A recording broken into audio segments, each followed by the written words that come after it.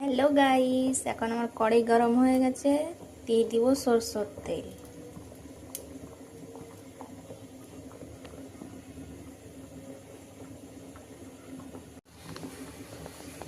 আমার তেল গরম হয়ে গেছে, এর মধ্যে এখন ঢেলে দিব 5 ফোড়ন, তেজপাতা, হিং।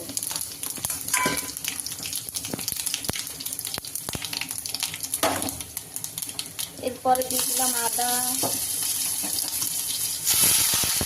কেটে রাখা কাঁচা লঙ্কা দিয়ে ভালো করে ভেজে নেব।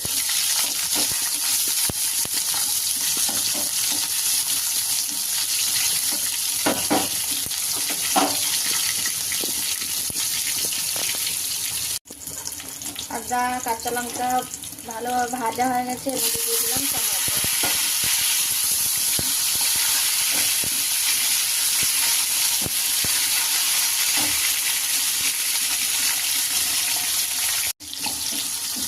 টমেটোগুলো সব ভালো ভাজা হয়ে গেছে, কেটে রাখা নেনুয়া দিয়ে দিব। এখন ভালোভাবে নেড়ে নেড়ে এটাকে ভেজে নেব।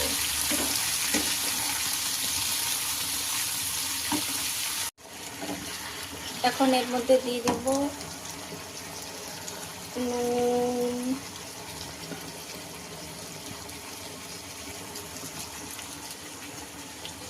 হলুদ গুঁড়ো,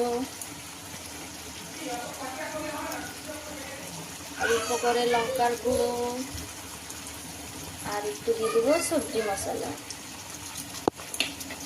এখন ভালোভাবে সব মিশিয়ে নেব।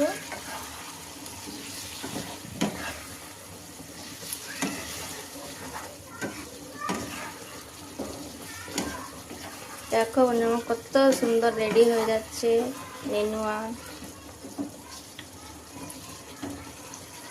এখন সিদ্ধ করে রাখা চানা ডাল দিয়ে দিব।